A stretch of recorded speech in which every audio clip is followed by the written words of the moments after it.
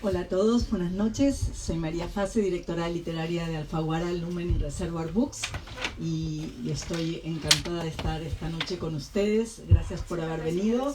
Gracias a Lola Larumbe y al Alberti por acogernos una vez más.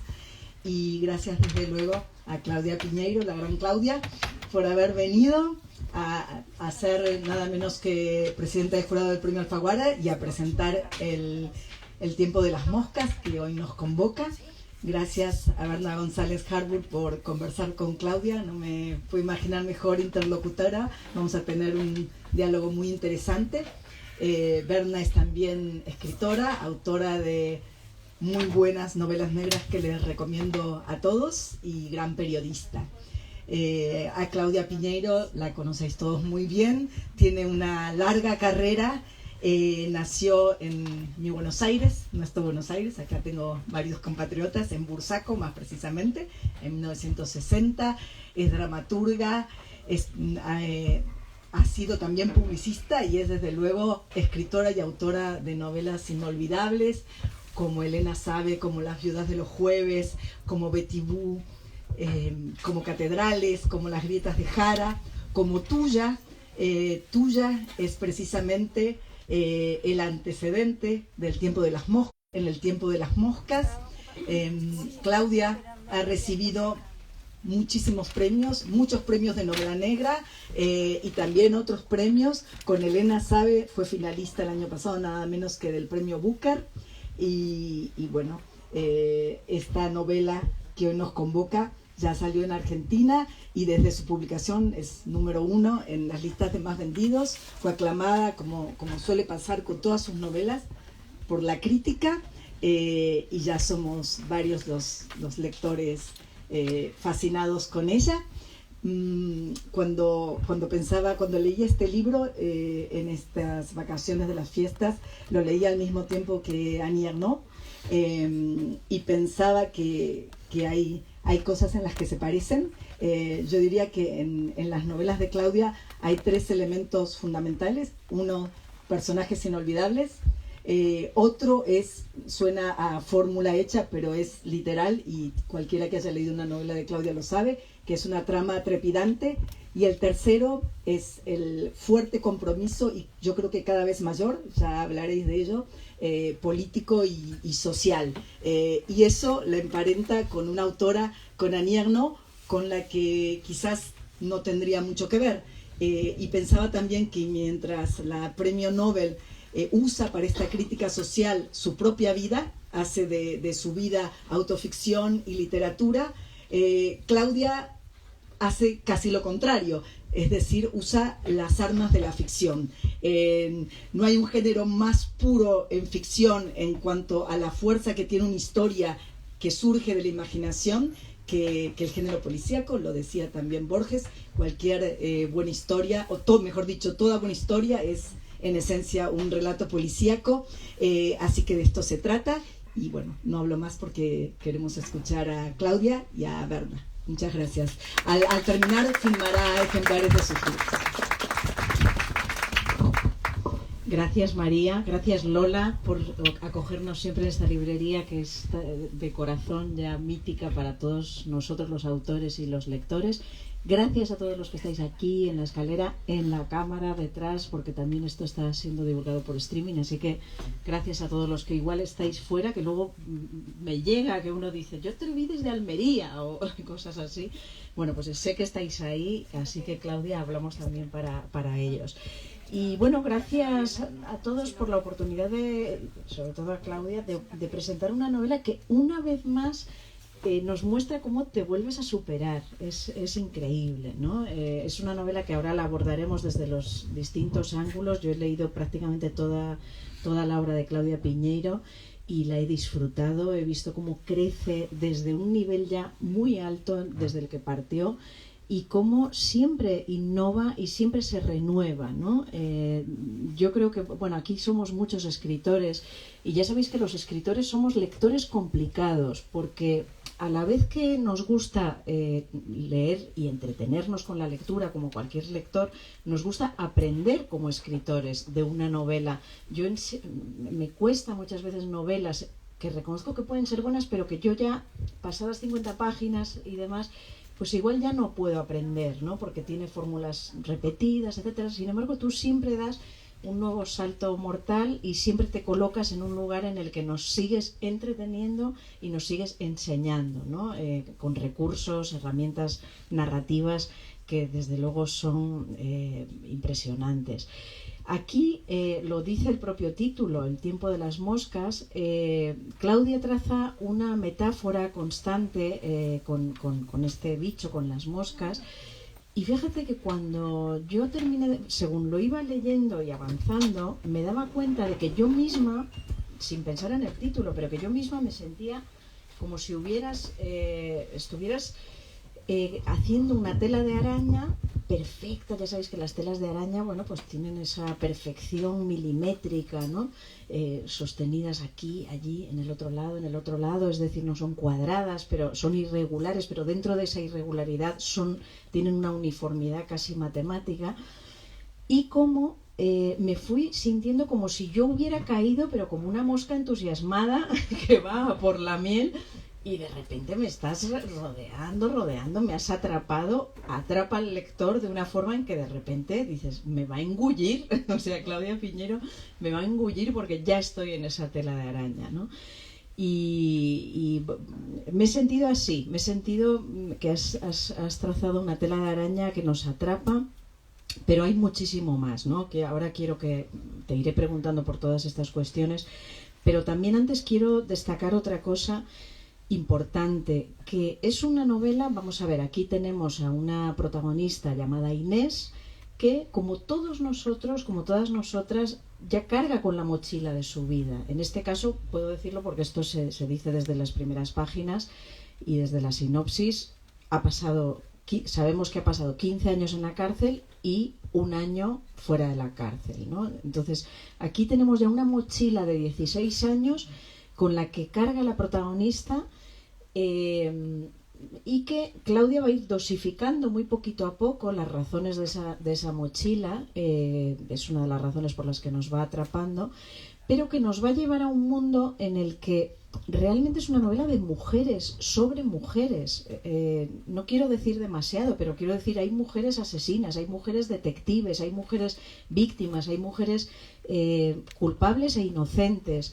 Es una novela muy de mujeres y muy de maternidad, ¿no? Ahora te iré preguntando por todo ello, pero me ha llamado mucho la atención porque cuántas veces en foros que hemos compartido o que hemos vivido cada una por separado, siempre hemos dicho cómo las mujeres han estado ausentes de la gran literatura en general, pero sobre todo de la literatura de género negro o de thriller, porque bueno, pues estábamos relegadas a papeles muy, muy marginales. Bueno, pues esta es una novela sobre mujeres, de mujeres, sin que eso excluya, por supuesto, a los hombres, los buenos y los malos, y desde luego los lectores, pero muy con grandes reflexiones sobre la maternidad, sobre ser hija, sobre ser madre, sobre ser abuela.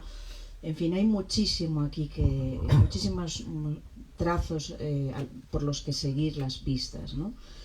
Bueno, iremos hablando de más cosas, pero quisiera empezar a escucharte. Claudia, ¿cómo surgió a todo esto? Nuestra protagonista ya ha dicho que tiene mochila, pero además se nos presenta como una vez salida de la cárcel ha montado una empresa de fumigar y se dedica a ir fumigando casas por Buenos Aires. Es Buenos Aires, ¿verdad? Y pienso, ¿cómo se te ocurrió? Llegó una señora a fumigar en tu casa y dijiste, mira qué buena idea para crear una detective fumigadora. ¿O cómo surgió esta fumigadora llamada Inés? También eso.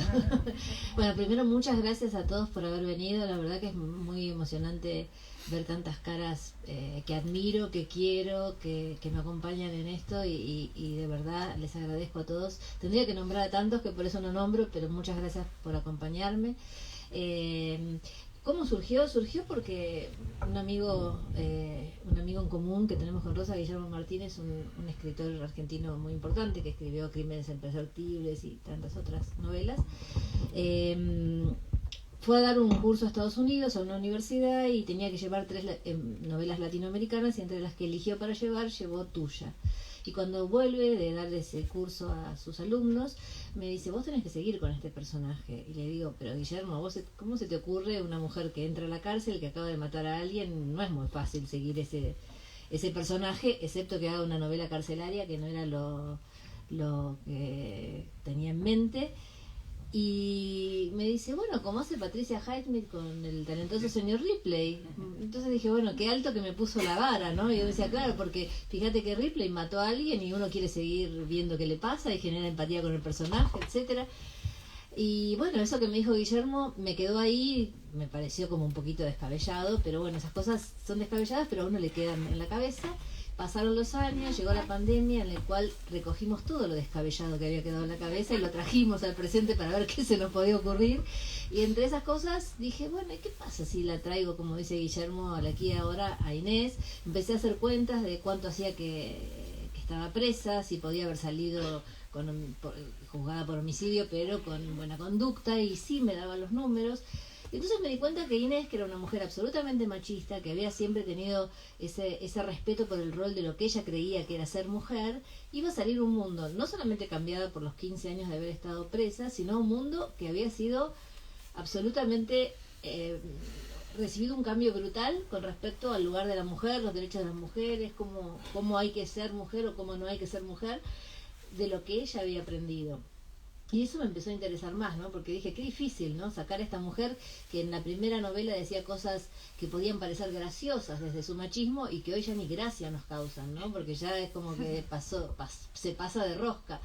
Y iba a ser difícil encontrarle la voz, iba a ser difícil encontrarle el tono a la novela, iba a ser difícil buscar una anécdota para ella, pero todo eso me pareció atractivo. Y entonces surgió por eso. Por supuesto que entonces se cuelan cosas, la gente piensa, ¿y cómo se te ocurrió? Bueno, sí, yo tengo gente que viene a hacerme la fumigación a la casa y por supuesto le pregunté, por supuesto están los agradecimientos, por supuesto me metí en una casa de fumigación y le pregunté a los empleados con qué se puede matar a alguien y te quedan así mirando, no le pregunto así tan directamente, trato de ser un poco más elíptica, pero voy llevando espero que se vayan los clientes, lo primero que hago, y bueno, me van dando distintas opciones. Y primero parece como que estuviera hablando de alguna plaga que tengo en mi casa, pero como no es suficiente ir por la plaga, después termino diciendo, no, lo que pasa es que estoy escribiendo una novela, y a los de la casa esta de fumigación que fui después les llevé una novela porque me parece que no estaban convencidos. Y dije, no sea cosa que hagan una denuncia o algo por el estilo, bueno, llevé. Pero bueno, son cosas que, no sé, la mosca del ojo, yo tengo una mosca, esas cosas que muchos tenemos, ¿no? Que molestan en los ojos. Entonces, uno le va prestando a los personajes cosas que nos pasan y no por eso la novela es autobiográfica, como decía. Y además te agradezco porque María empezó las vacaciones hoy y vino especialmente para arrancar esta charla, así que me olvidé de agradecer eso especialmente. Uno, digamos, puede hacer autoficción, pero cuando no hace autoficción, las novelas están plagadas de cosas que tienen que ver con uno, ¿no? Y que se lo presta a lo mejor al peor de los personajes, al más horrible, le presta algo de uno. Y bueno, así pues, distintos elementos de la novela fueron surgiendo así, ¿no? ¿Y por qué las moscas? Es decir, a lo largo de la novela vas trazando una constante metáfora. Yo lo veo como una constante metáfora, pero profundizas muchísimo en este animal que nos molesta, pero que a la vez le encuentras alguna virtud en el sentido de que el tiempo de las moscas, que es el título, bueno, pues es un tiempo, o sea, si uno intenta atrapar una mosca, la mosca siempre va a ser más rápida, siempre va a ir más rápido que la mano, ¿no? Que la persigue, y por tanto estableces ahí un sentido de escapatoria casi envidioso, ¿no? En el sentido de que, mira, si yo pudiera huir antes de la mano que me atrapa o tantas otras figuras que se dan cita en torno a la mosca. ¿Por qué la mosca? Bueno, yo quizás porque en Argentina tenemos tanto experiencia psicoanalítica, trato de no pensar antes, de no pensar bueno, voy a elegir una mosca por tal cosa, aparece la mosca, y después averiguaré como en los sueños por qué apareció la mosca, ¿no? Entonces aparece una mosca, me empiezan a interesar las moscas. En la pandemia también vi que había un curso de la Universidad de Río Negro que daba una profesora del CONICET sobre entomología forense, que es el estudio de los insectos aplicados a descubrir crímenes, y eso me pareció como fascinante. Yo había hecho muchos cursos de cosas forenses, en la pandemia vieron que daban muchos cursos dando vueltas, estaba masa madre, estaba no sé qué otra cosa, yo elegí entomología forense y lo elegí porque me interesaba, porque me parecía maravilloso esto de pensar, bueno, en un cadáver aparece un huevo de mosca y entonces quiere decir que ese cadáver hace determinado tiempo que estaba, pero si en vez de huevo es una larva es otro tiempo, y si es una pupa es otro tiempo, y si la mosca sale volando es otro tiempo, y si la mosca no es de ese lugar sino de otro, entonces es que trajeron el cadáver. Todas esas conclusiones que se pueden sacar a partir de los insectos y de las moscas, porque arranca una mosca en la degradación de un cadáver, pero atrás viene toda una cadena del reino animal para dar cuenta de ese cadáver. Parecía fascinante. Yo hice el curso y no sabía todavía que escribir esta novela, pero se me empezaban a juntar intereses, ¿no? Apareció esta mosca, apareció la mosca del ojo, apareció la cuestión de que me parecía como muy fascinante que la vida venía a explicar la muerte, la vida que empieza a nacer a través de ese huevo, esa mosca, viene a dar cuenta de la muerte, y eso también me parecía interesante de juntar, ¿no? Cómo se juntaba en ese cadáver un insecto que recién nace para contarnos acerca de ese cadáver. Y después en la escritura, no sé, acá hay un montón de escritores, no sé si les pasa que empezás a averiguar y bueno, y averiguás una cosa de la mosca y lees un paper y lees otro paper y lees 200.000 papers y sacás alguna cosita de cada uno y te inventás un paper en el medio, porque no todos los papers tienen que ser ciertos. Y entonces una cosa te va llevando a la otra. Después en la literatura lo mismo, encontré un texto que hablaba de moscas, el de Monterroso, el de Margarita Duras, pero después aparecieron montones, y después que se publicó la novela, ahí me mandan mensajes los colegas, o también gente que no conozco, que me dice, ¿te olvidaste tal poema que es extraordinario? Y dije, pucha, Dios, lo hubiera sabido antes, lo ponía, porque realmente es un poema interesantísimo, pero también uno no puede poner todo en la novela. Y entonces es realmente fascinante en todo el proceso que está alrededor de la escritura, cómo te va llevando una cosa a la otra, y es tanto el material que tenés que después tenés que elegir, ¿no? Qué es lo que le hace bien a la novela y qué es lo que le sobra a la novela. Aquí, y tendré que decir algo que ocurre, pero es inevitable, ¿no? Así como en tu anterior novela fue de una solvencia feminista y muy comprometida con la batalla por el aborto. Aquí en España estamos viviendo cosas similares, y con lo que habéis vivido en Argentina, que tú has estado en primera fila defendiendo ese derecho, etcétera. Y bueno, Catedrales fue una novela muy muy comprometida dentro además de fantástica, ¿no? Aquí has ido a otro lado. Aquí mujer mata mujer. Aquí, esto está al principio, o sea que no estoy desvelando nada. Otra novela. Exacto. Y se cruzan estos debates actuales, como es feminicidio o femicidio, como decís, no lo es. ¿Por qué has querido elegir mujer asesina en un momento en que, o sea, estás rompiendo un tabú de cierta manera? Parece que no podemos hablar de los asesinatos de mujeres por mujeres, ¿no? De los asesinatos en general por mujeres. ¿Por qué has elegido algo, me parece, tan disruptivo con respecto a tu anterior novela, ¿no? Bueno, primero una palabra de la anterior novela. Me acuerdo que cuando comentaba con algunas amigas españolas de la anterior novela, que era sobre, que tenía que ver con el aborto y también con el peso de la religión y cómo la religión condiciona en algunas cuestiones, alguna amiga, no me acuerdo cuál, me dijo, sí, claro, en España va a aprender mucho esto de la religión, no tanto lo del aborto porque lo tenemos solucionado hace muchos años.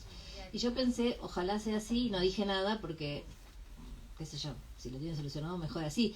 Pero como dijo Virginia Woolf, la cito mal, no faltará ninguna crisis política, económica o religiosa para que vengan a sacarnos los derechos a las mujeres. Entonces siempre hay que estar atentas. Por supuesto no les van a sacar los derechos, eso no va a pasar, pero la verdad que estar peleando eso y estar conversando eso y estar pidiéndole opinión en la televisión a todo el mundo qué opina de eso es como agotador. Y bueno, es lo que les toca ahora, ¿no? Con respecto al planteo de esta novela, yo no creo que sea un paso atrás. Entiendo lo que vos querés. No. Es otro camino, pero entiendo lo que vos querés decir, pero digo, es justamente plantearse los lugares más incómodos del feminismo, ¿no? Esos lugares donde seguimos discutiendo temas. Hay cosas que todavía no nos ponemos de acuerdo, y que está bien que no nos pongamos de acuerdo, porque el feminismo es un movimiento que no tiene un líder que viene y dice vamos todas para ese lado y entonces todos como caballitos vamos para ese lado o vamos todos para este, como suele pasar en la política tradicional, ¿no? Hay un líder que finalmente decide qué es lo que tenemos que opinar todos, ¿no? En las asambleas de mujeres, en el feminismo, hay discusiones, cada uno da sus argumentos y hay consensos, y a veces uno está de acuerdo con el consenso y a veces no está de acuerdo con el consenso, pero se trabaja de esa manera, y creo que el gran avance que hizo el feminismo en los últimos años tiene que ver con ese proceso. Y entonces todos los coros que aparecen en la novela discuten temas que todavía están abiertos, que a lo mejor en esa asamblea yo no las hago votar a las mujeres, viste que dice votemos, pero no votan, a lo mejor si votan saldría para un lado, y si votan en otra asamblea, en otra ciudad, en otro país, sale para otro, porque son temas que están muy discutidos. Y eso me parecía que era interesante, que era interesante plantear las discusiones hacia adentro del feminismo y no ya hacia el varón que está afuera. En todo caso, si hay algo afuera es el patriarcado, no el varón en sí mismo, ese varón que está ahí, sino un sistema que hace que nosotras estemos en desventaja con respecto a tantas cosas, ¿no? Y discutir hacia adentro cosas que temas, situaciones, complejidades que traen rispideces y desencuentros, ¿no?, dentro del feminismo. Sí, no, subrayo que no he dicho marcha atrás, no, o sea, sí. quiero decir que es al revés. Te has atrevido con los tabúes, es decir, son tabúes ciertamente algunos de los que en los que te metes, ¿no? Y atreverse con ellos, bueno, pues es de una valentía muy interesante también desde tu punto de vista. Es decir, aquí en España, por ejemplo, en cuanto hay un crimen cometido por una mujer, todo esto le sirve a Vox para decir, ves, esto es violencia intrafamiliar, esto no es violencia de género, la violencia es de todas partes. Y vas tú y te atreves, desde una posición feminista como la que te conocemos, a entrar en ese tabú. O sea que me parece muy valiente, disruptivo con respecto a lo anterior, ¿no? Y otro de esos tabúes con los que te atreves es precisamente la maternidad, ¿no? Yo creo que hay muy pocos libros, o yo conozco muy pocos libros contemporáneos en los que se cuestione la maternidad como una dedicación que te procura felicidad, que es incuestionable, incondicional, etcétera. Estoy recordando a una israelí, Dorna, que hubo recientemente, bueno, hace 4 o 5 años, Madres Arrepentidas, que realmente rompía, entraba en ese tabú, ¿no? Y tú aquí te atreves también con ese tabú, es decir, madre, ¿qué es ser madre? Vale, has dado a luz a un ser, ha habido un parto, pero ¿qué es la maternidad, no? Y a la vez es hija de una madre que dio a luz. Entonces también te quería preguntar, y luego me ha parecido interesante que se lo dedicas a tu hija y a todas las hijas, creo, ¿no? Pone a mi hija y a todas las hijas. ¿Cuál es tu reflexión sobre la maternidad en este sentido para haber desembocado en este artefacto que nos traes, que nos regalas? Yo creo que el tema de la maternidad hace un tiempo que viene siendo cuestionado desde distintos puntos de vista, por distintas autoras, con distintas búsquedas literarias. No sé, Distancia de Rescate es una mirada sobre la maternidad, y Contra los hijos de Lina Meruán es también una gran discusión sobre la maternidad. Pero digamos, hay como distintas instancias. Creo que es bastante ya pasado de moda cuestionar si una mujer quiere o no ser madre, ¿no? Aunque todavía hay cada tanto alguien que te puede decir, ¿y por qué tal persona no tiene un hijo? Bueno, es como que ya es como aburrido, no es aburrido, existe el tema, pero es algo bastante superado. Creo que todos tenemos claro que una mujer puede o no ser madre, y eso no, digamos, no la determina en ninguna cuestión. Pero está menos transitado el tema de ser madre y estar harta de ser madre, porque ese sería el tema, ¿no? O sea, estar harta, y no necesariamente rechazar al hijo, pero estar harta de seguir maternando. Hoy me enteré que acá no usan el verbo maternar. Nosotras con las amigas decimos, qué agotador es maternar, qué cansada estoy de maternar. Lo hemos entendido, o sea, se entiende perfectamente. Pero, y que me parece muy, creo que algún día la Real Academia, después de todos los términos en inglés y tecnológicos que aprueba todo. ¿La Real qué? O sea, quiero decir, estás hablando de una institución que, en fin, le cuesta un poquito aceptar nuevos términos relacionados con la mujer. Me parece muy descriptivo el término, ¿no? O sea, vos sos madre y además tenés que maternar. A lo mejor hay algún hombre que materna, pero no son muchos, son muy pocos. Y ese agobio, ese cansancio, hay uno de los personajes de la novela, que es Lali o Laura, la hija de Inés, que podríamos decir que es la madre que está más satisfecha con la maternidad, ¿no? Ella está satisfecha con ser madre, con sus 2 hijos. Sin embargo, cuando puede, y sin contárselo a nadie, sueña con estar sola en una playa, mirando un barquito que se mueve, y que no aparezcan los hijos por ningún lado, y que eso dure un tiempo, no un día ni una hora, que dure unas semanitas. O sea, lo sueña y no se siente mal por eso, pero no es algo tan hablado, quizás, ese hartazgo de mucho peso que trae la maternidad, ¿no? De mucha responsabilidad durante muchos años. Porque además cada vez tardan más los hijos en independizarse por cuestiones económicas, no, por muchas cuestiones que tienen que ver con que no se pueden independizar. Entonces, si siguen viviendo en tu casa, de alguna manera están vos sentís que están bajo tu responsabilidad, y cuando se van también, ¿no es cierto? Uno siente que están bajo tu responsabilidad. Sí. Bueno, en este caso no es cansancio de maternidad, sino efectivamente rechazo, ruptura, ¿no? Aquí hablas de una ruptura. Yo creo que Inés, me parece que el proceso que hace es, en la primera novela, ella finge ser madre. Ella inventa que es una madre perfecta, con una hija perfecta y con un matrimonio perfecto hacia afuera, ¿no? Un marido que le mete los cuernos, una hija con la que no tiene diálogo, pero ella inventa que es una madre tipo. Entonces ahí no genera ningún vínculo con su hija, porque es toda una ficción. Cuando ella acepta que no quiere ser madre, cuando acepta que para ella la maternidad fue una imposición y que no tenía ganas de ser madre, es cuando desde esa misma imposibilidad puede empezar a trabajar el vínculo con su hija. Y entonces sí hay una esperanza de algún vínculo en esta segunda novela, cosa que no pasaba en la primera, porque en la primera ese vínculo era mentira, era ficción.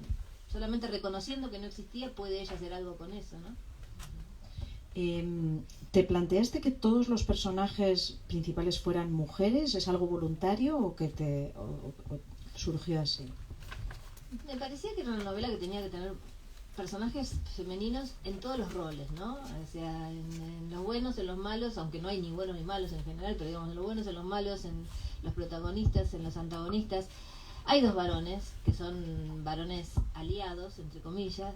Hay uno que es el marido de Laura, que digamos que como es una generación más joven, ese está bastante bien como se maneja. Ahora el otro, que es el primo de la Manca, claramente es un hombre que quisiera estar de nuestro lado, y seguramente está de nuestro lado, pero a veces le sale y a veces no le sale, pobre, ¿no? Pero tiene voluntad, tiene mucha voluntad, y a veces le sale y a veces no tanto.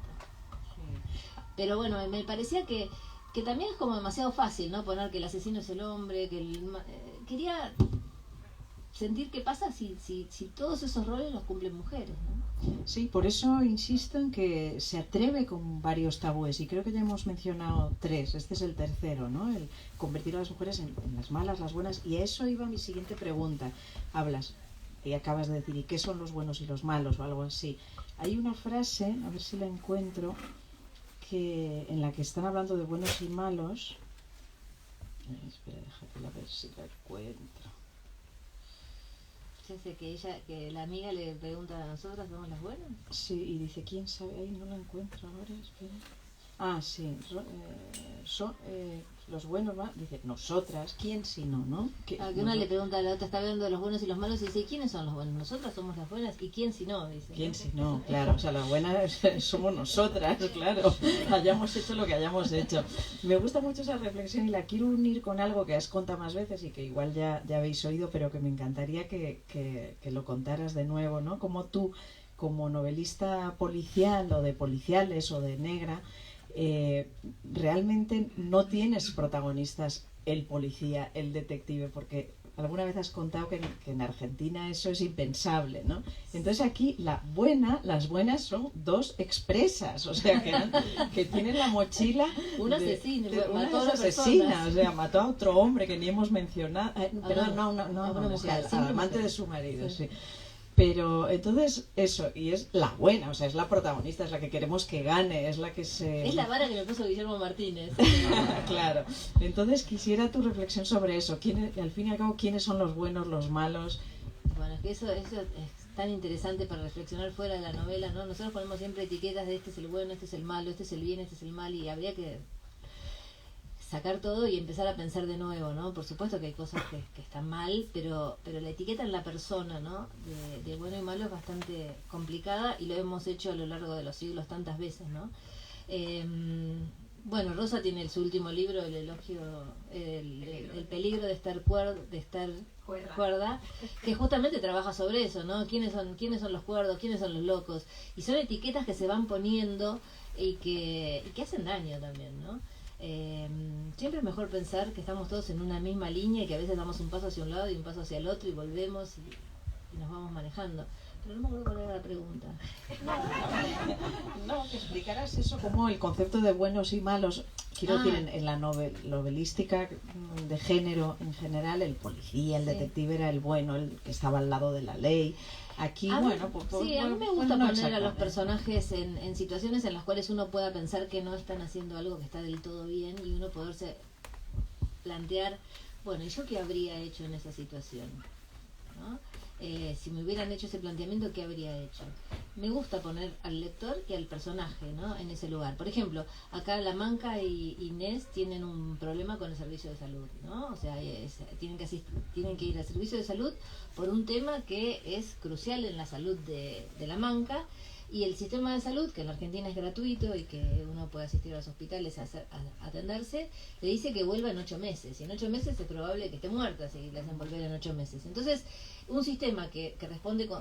Yo estoy orgullosa que en mi país el sistema de salud sea gratuito, pero como es un país que está quebrado económicamente, los médicos cobran poquitísimo dinero, creo que acá también cobran bastante poco los médicos de los hospitales. Entonces tienen que hacer muchas horas extras, entonces están muy cansados, además no hay suficiente presupuesto y entonces los tratamientos o los estudios, etcétera, tardan mucho en ser atendidos. Entonces, cuando un sistema no responde, la anomalía genera posibilidad de corrupción. Entonces aparece un médico que le dice, bueno, pero si venís a mi consultorio y me pagas tanto, yo te podría hacer el mismo tratamiento.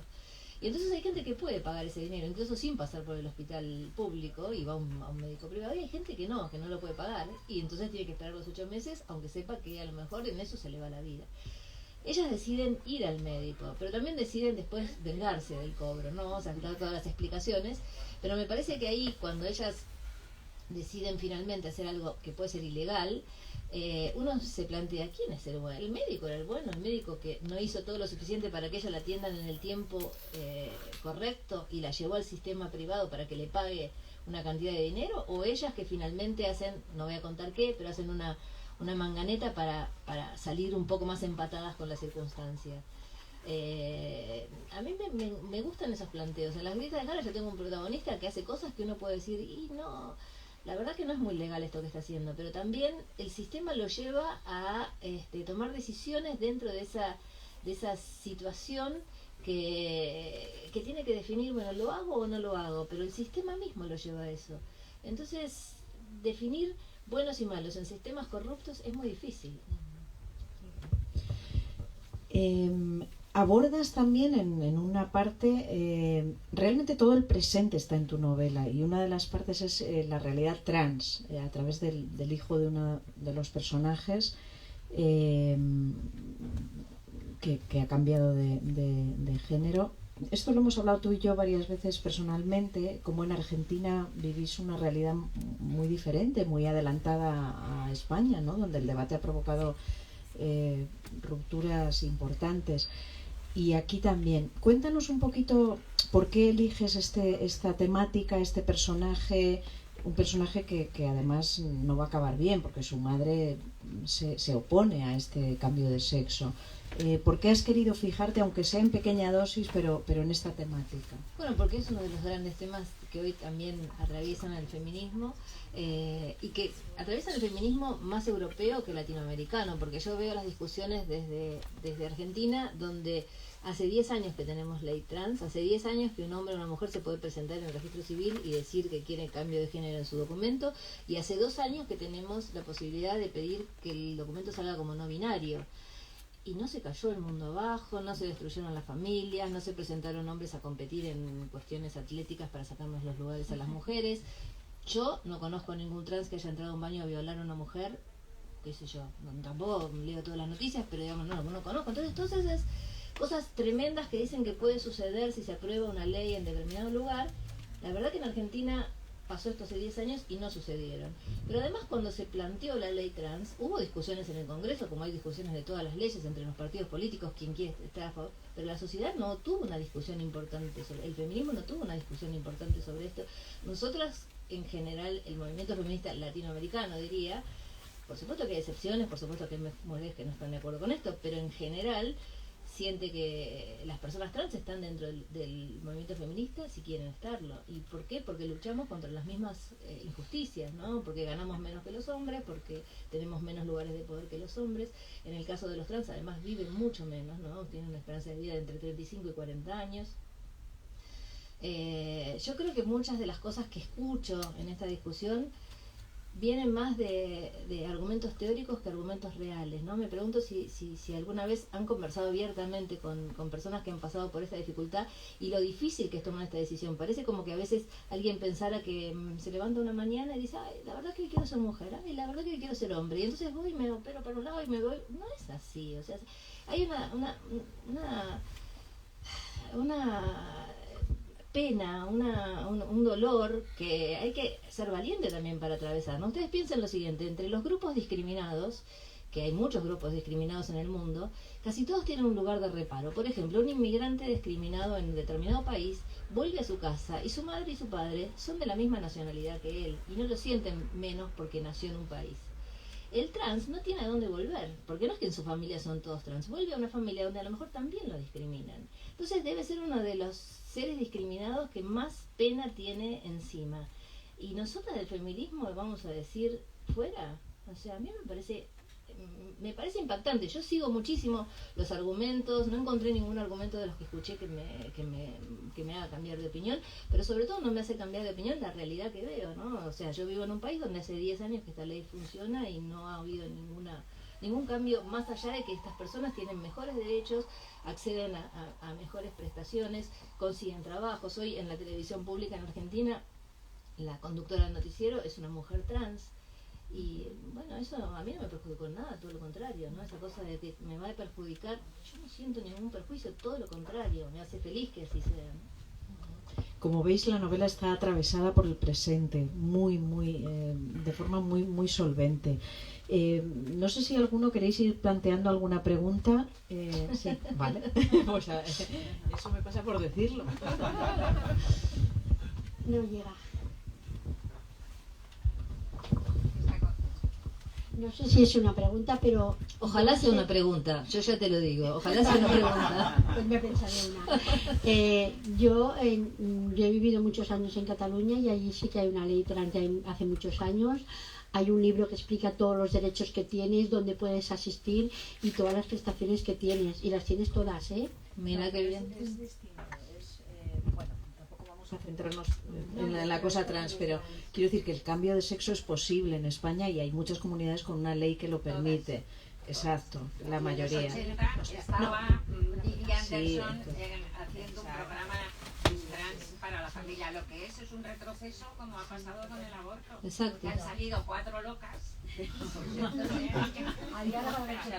novedad es que una ley que permite ir al registro a cambiar sin informes médicos. La novedad es quitar el informe médico. Exacto, tal y como recomienda la OMS. Pero bueno, tampoco vamos a meternos aquí en un debate sobre lo trans. Quisiera abrir debates sobre el libro de Claudia Piñeiro o sobre su obra. Ella quiere Bueno. contestar. No me lo he leído todavía. Tomando el hilo de lo que dice Rosa Montero, yo vengo de Castilla y León. En Valladolid, cuando yo vivía, había una clínica que hacía supuestamente abortos. Se fue contra esa clínica. No se oye, tienes que... Y ahora... Sí, aquí estamos viviendo retrocesos importantes. Bueno, preguntas a Claudia sobre su obra, sobre su novela, sobre lo que queráis. Pero igual vieron que son temas que están, o sea, es la contemporaneidad, ¿no? O sea, a mí me preguntan, ¿vos querías tratar esos temas? No, mis personajes viven en un mundo que salen a la calle y se encuentran con estos temas porque son los temas que están ahí, ¿no? No porque yo quiera tratarlos para traerlos a la discusión, sino que no ponerlos frente a estos personajes en las circunstancias de lo que les sucede sería escaparme del asunto, ¿no? Sí, por eso digo que está atravesada la novela por el presente, ¿no? Pues gracias por coger entomología en vez de masa madre. Si no estaríamos ahora hablando de la masa madre, que sería muy aburrido. Debe ser la única persona del mundo que ha hecho un curso de entomología en lugar de masa madre en la pandemia. Eso es lo mejor. Bueno, yo te voy lanzando otra pregunta a la espera de alguna otra mano. A ver, aquí. Habla alto para que te oigan por atrás. Repetid la pregunta, Berna, repetid la pregunta. No lo he hecho todavía, no lo he hecho todavía. No lo he hecho. Bueno, pues después. Yo quería ir al libro directamente. Me ha llamado mucho la atención entre las dos mujeres y no y su amiga en los diálogos, los silencios entre ellas. Ah, sí. Y Sí. saber a qué se debe. No termina. Repito la pregunta para que lo oiga todo el mundo. Pregunta, le ha llamado la atención los silencios a veces en los diálogos, que eso es verdad, es muy llamativo. Quiero decir, hay guión, frase, guión, frase, y a veces pim, pim, pim, pim. Y es verdad que a veces hablamos así, con los seres queridos, sobre todo hablamos así, con silencios. Cuéntanos por qué. Bueno, ahí justamente varias periodistas me hablaban de la cuestión del silencio en la novela y justamente también decían eso, que los silencios parece que están permitidos con los seres queridos. Uno puede estar con alguien que conoce y quedarse en silencio, pero cuando estás con otra persona que no conoces tanto, parecería que hay que poner una palabra, ¿no? Porque si no hay un silencio incómodo.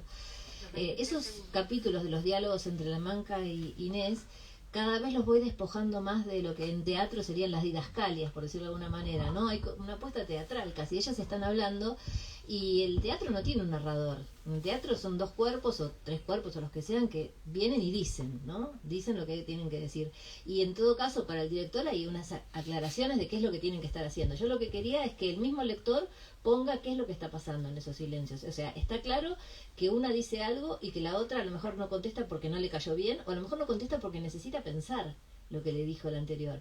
Ahora, si yo empiezo a poner todas esas reflexiones, me parecía que es hacer algo que iba a ralentizar, porque no es que el silencio no ralentice, el silencio es una pausa, pero lo otro lo que hace es sacarte de la situación, sacarte de la incomodidad del silencio o de la necesidad de darle al otro la posibilidad de estar callado para que elabore lo que quiere decir. Entonces por eso trabajé con algunos puntos suspensivos, en algunos casos son poquitos, porque enseguida la otra persona encuentra lo que decir. Sí, lo usé solo en los diálogos de La Manca y Inés, que son muy amigas y se permiten esas situaciones, y a veces son muchos renglones de puntos suspensivos porque no encuentra lo que decir, y yo creo que el lector entiende eso, ¿no? Que no encuentra lo que decir, y que me parece que entonces se provoca en el cuerpo del lector lo mismo que está pasando en los personajes. Sí, la duda, la cavilación sobre cómo resolver esas cuestiones, ¿no? No son diálogos en los... Espera, cámbiale el micro porque me parece que está fallando.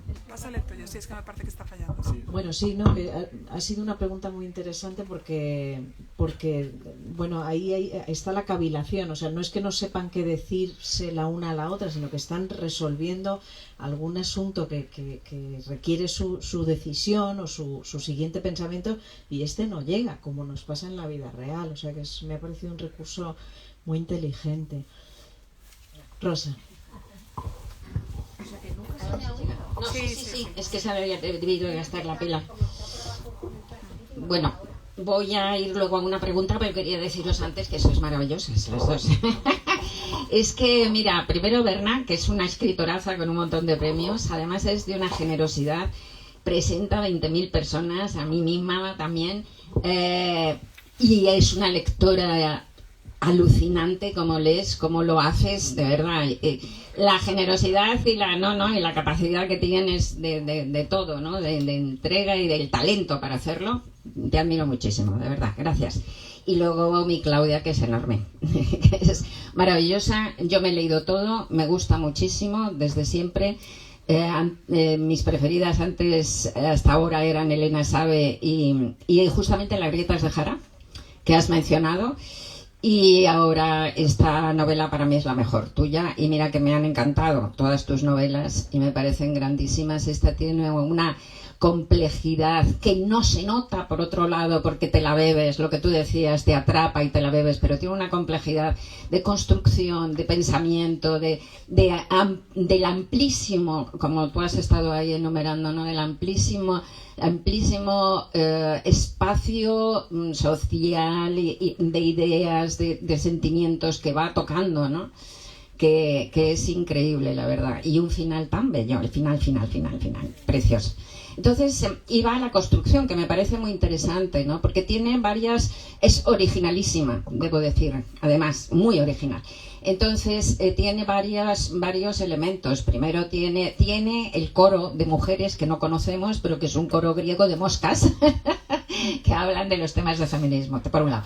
Tiene estos diálogos, que son diálogos completamente esqueleto de diálogos, sin ninguna cosa intermedia, con los silencios incluidos, y tiene, bueno, luego la novela, que también va teniendo la acción y la historia, que se va desarrollando también en diversos niveles, pero bueno, eso ya más conocido. Sé que tuviste algún problema, porque lo hemos hablado, porque no me extraña, porque es una novela muy compleja. Me pregunto si conseguiste salir de ese atolladero cuando encontraste esas vías distintas de expresión de cada una de las cosas, porque supongo que si no encuentras esas vías distintas, tenías tantas cosas que querías contar que era muy difícil, ¿no? ¿Cuándo las encontraste? ¿Cuándo decidiste esas vías distintas? Bueno, muchas gracias, Rosa. Otra generosa. O sea, generosa Berna y generosa Rosa, muy generosa. Y la verdad es que ella sabe bien de la complejidad, porque como nosotros, yo tengo la suerte de que cada tanto nos encontramos una vez por año, ¿no? Por mis viajes o los de ella. Y generalmente la pregunta es, bueno, a ver, contame qué estás escribiendo, ¿no? Y entonces yo le cuento qué estoy escribiendo, y ella en esta novela me decía, es muy complicado. No, es muy complicado. Eso sacalo porque es demasiado complicado. Y entonces yo tenía en la cabeza un montón de cosas, que había cosas que yo quería dejar, a pesar de que ella me decía que complicado, pero también sabía que tenía razón, que era muy complicado. Algunas las saqué y otras le encontré la vuelta, pero es cierto que cuando yo le contaba, hasta yo me mareaba en lo que le estaba diciendo y no sabía dónde terminaba eso, porque era demasiada cosa, ¿no? Demasiada... y ella vos me las tratabas de simplificar con muy buen criterio, pero yo sabía que algunas de las cosas que me quería simplificar las necesitaba, pero no sabía cómo ponerlas. Entonces yo creo que eso fue en el trabajo de la escritura, porque una cosa es contar lo que uno quiere escribir y otra cosa es sentarse y ver que no funciona para el lado que está yendo y cómo tenés que ir para otro lado. Es una novela que yo, después de haberla casi terminado, cambié muchos capítulos de lugar, porque no funcionaba la forma en que avanzaban determinadas líneas de la novela, y entonces tenía que cambiarlos. Cosas que contaba demasiado tarde o cosas que contaba demasiado temprano. Y tenía que ser bastante precisa al contar, porque justamente como tiene tanta complejidad, está el problema de que podrían no entenderse algunas cosas, ¿no? O que podían sentirse forzadas. Yo creo que fue con el trabajo de sentarse a escribir, pero siempre con esta cabecita de la voz, chiquitita de Rosa, que me dice, es muy complicado, pero que me vino súper bien. Son esos consejos que vienen bien, porque entonces uno se controla, porque si no empezás a escribir para un lado y para el otro y te vas a cualquier lado, ¿no? Así que realmente para mí fue una de las novelas más complejas, que más me costó escribir. Me costó también aceptar que no podía ser la misma voz de tuya. Tuya era una voz muy lineal, de un monólogo interior, de la cabeza de una mujer, y yo necesitaba expandir esa voz, y la forma que se me ocurrió es dejar esa voz en primera persona de ella, pero también incorporar la voz del coro de mujeres, donde había distintas discusiones, los diálogos con la manca.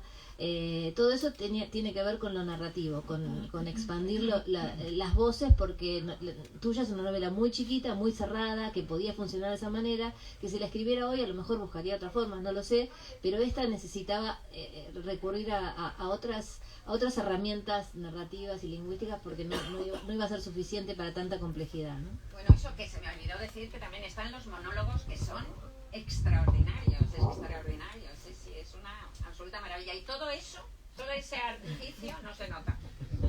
Sí, la verdad es que... Perdón, yo me alegro si no se notan, porque yo tuve un maestro de dramaturgia que se llama Mauricio Cartún, que es un gran dramaturgo en Argentina, y que él decía que la estructura que uno pone en la obra teatral, pero se transfiere también a la literatura, es lo que sostiene el relato. Uno está cansado, creo, de leer borradores de novelas en concursos que vienen espectacular, y en un momento se empieza a caer porque no pensó la estructura del relato. Entonces él decía, la estructura es como los hierros que sostienen un edificio, tienen que ser estar muy bien porque es lo que lo va a sostener, pero además no lo tengo que ver, porque si lo veo, si se pone por delante lo que voy a contar, lo que importa es la estructura y no el relato, ¿no? Sí. Yo no he subrayado tanto esto de la estructura pero me lo he pasado pipa como escritora. Es decir, nosotras que sí vemos cómo, sabemos las costuras, buscamos las costuras de cómo está hecho el traje, realmente hay primera persona, hay tercera, con la propia Inés. La propia Inés en ocasiones es primera persona, en ocasiones es tercera. Hay diálogos, hay ese coro externo de mujeres en los que rebota como un espejo aquellas cosas que les van pasando a las protagonistas. De vez en cuando se sale la pelota de la cancha y cae en un coro de mujeres que está debatiendo esos asuntos, y que estos capítulos siempre acaban diciendo votemos, porque ha habido muchas discrepancias, ¿no? Entonces sí, realmente estructuralmente es una lección para los escritores, es magistral, o sea, es un gustazo porque aprendes leyéndote, ¿no? Digo, más allá del entretenimiento y más allá de que esto no se nota, es decir, esto nos gusta a nosotros comentarlo, a los que nos gusta destripar cómo está hecho algo, ¿no? Pero los lectores no tienen por qué bajar a la fábrica de salchichas, sino... No, esto no es una salchicha, perdón. Bueno, más cositas, no sé si hay alguna pregunta más, no sé cómo andamos de tiempo. Ahora que te atreviste Ay, Carlos, ¿qué tal? Ahora que te atreviste a volver a un personaje, ¿tenés la tentación de volver a algún otro personaje de otra novela dando vuelta por la cabeza? No como fin comercial, obviamente, sino para expandir la obra, como en este caso. Sí, Carlos Alem, que pregunta si ahora que volví a un personaje de una novela anterior tengo ganas de volver a algún otro personaje. La verdad que nunca escribí una novela pensando en una saga o pensando en un personaje que va a seguir. Yo admiro muchísimo, me he encontrado muchas veces con bueno, vos misma, Berna, que sabés que tus personajes van a seguir, pero algunos que te dicen, en realidad esta es la segunda de 5, que ya saben que van a escribir las 5 y ya saben lo que van a pasar en las otras 3, y a mí eso me parece, no podía ordenar lo que iba a pasar en esta, imagínate en 5. Entonces nunca pensé en términos de ese tipo, pero y además también siempre me gusta que aparezcan cosas nuevas y escribir algo distinto y escribir algo nuevo, que la novela siguiente sea muy muy diferente a la anterior. No creo que después de Las viudas de los jueves vino Elena Sabe, que era súpermente diferente a Las viudas de los jueves. Después de Catedrales vino esta novela que tiene humor y que es bien distinta a Catedrales. Entonces siempre estoy como esperando que llegue algo nuevo, que me entretenga y que me divierta y que me dé deseo de escribir. Eso no quiere decir que a lo mejor no aparece algo nuevo, y entonces, ¿qué personajes podrían tener en realidad de los míos? Yo pienso que alguna vez pensé, y incluso empecé a escribir una nueva aventura para Betty Boo y Brena, que era el compañero de Betty Boo, porque esos sí que eran personajes que me parece que daban para seguir, no porque lo hubiera pensado cuando los inventé, pero sí después me daba la sensación que había posibilidad de otras peripecias para esos personajes. Lo que pasó en ese momento es que yo empecé a escribir en un verano, empecé a escribir la peripecia, y esa peripecia era muy parecida a que un día me despierto, abro el diario y había aparecido muerto un fiscal en la Argentina, que era el fiscal Nisman, y la peripecia que yo había inventado tenía mucho que ver con, era la muerte de un fiscal que estaba metido en investigando determinadas cosas. ¿Qué pasó con Las viudas? Sí, pero Las viudas lo tenía casi terminado, entonces lo saqué igual, pero recién lo empezaba. ¡Qué miedo!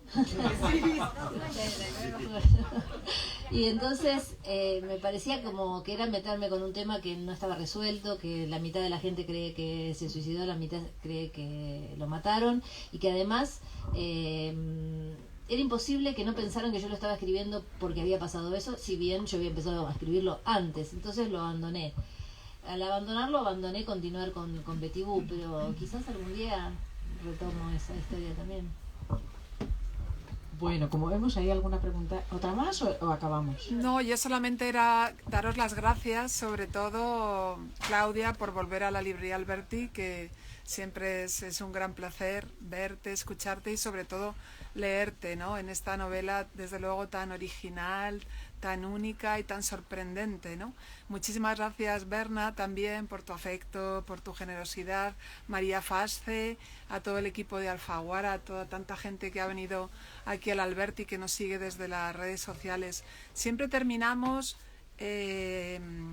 escuchando la voz del escritor, ¿no? Es una novela que está llena de voces y que es muy oral, sumamente oral, ¿no? Y está llena de matices del lenguaje. ¿Podías leer un parrafito para terminar el arranque de la novela o algo así? No sé por qué en España son más gordas las novelas. Creo que tenemos peor vista. Tenemos peor vista y igual ponen la... Yo creo que el papel es más caro.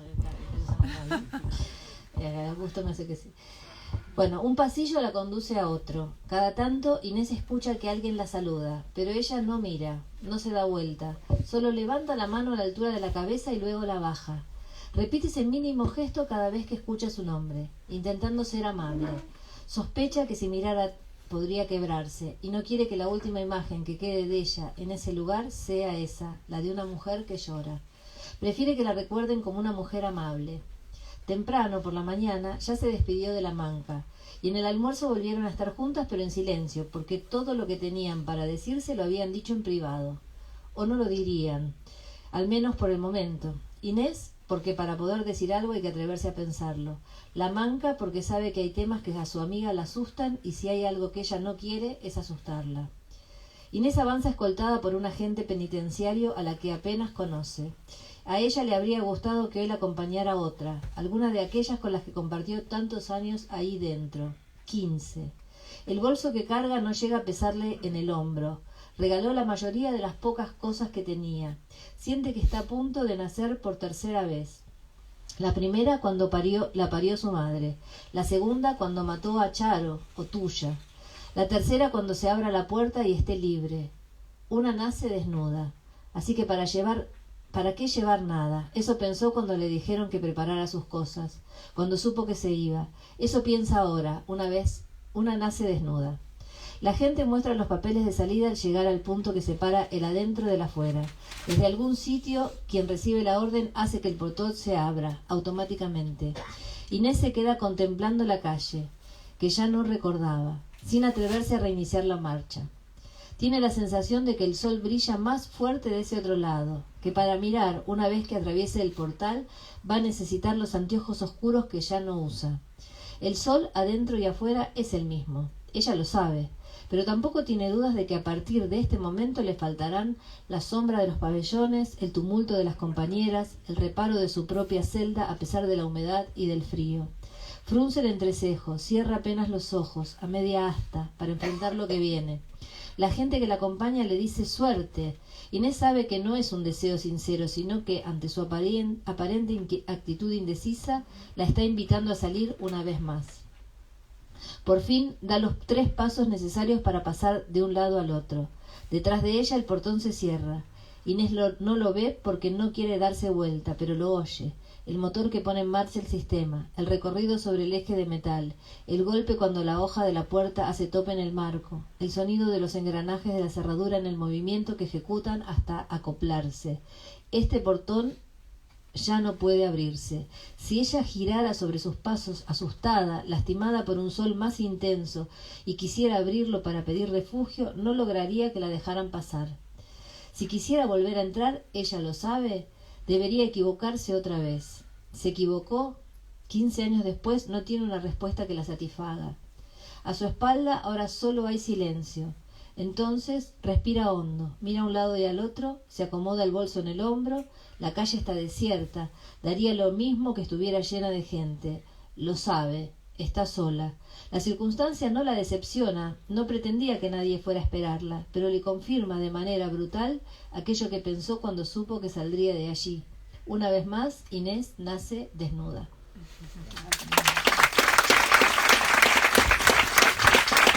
Muchas gracias. Bueno, muchas gracias a todos los que vinieron, muchas gracias a Berna por acompañarme, a todos mis amigos y mis colegas que vinieron y a los que no conozco también, muchas gracias. Muchas gracias a María por interrumpir tus vacaciones para estar acá. Bueno, ya sabéis que podéis comprar el libro y que os lo firme, que en esta ocasión única nos ha regalado otro libro como lo que hace durante toda su carrera sobre el presente. Gracias.